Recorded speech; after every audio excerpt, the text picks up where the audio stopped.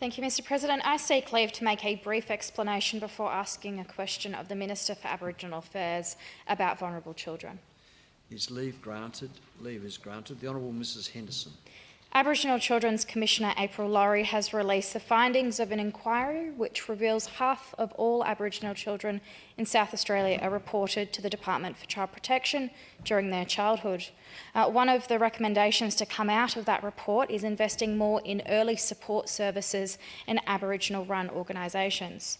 My questions to the Minister are: 1, what services are currently being delivered to help reduce the rate of Indigenous children in care, and does the Minister believe they are working sufficiently? 2, what is the Minister doing to ensure, in his capacity as Minister for Aboriginal Affairs, less Indigenous children are ending up known to DCP?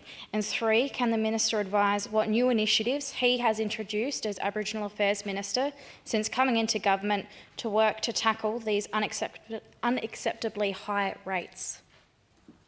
Minister for Aboriginal Affairs. I thank the honourable member for her question. I can give some general comments and I can take much of that on notice. The Minister responsible for Child Protection is the Honourable Katrine Hilliard, the member for Annell in another place.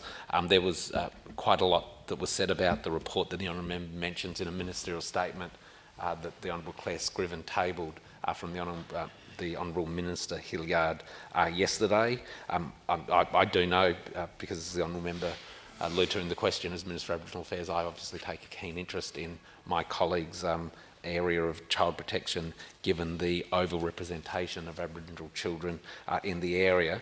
And I know Minister Hilliard's very appreciative of the work that the Commissioner Laurie has done for her dedication and commitment in providing the report.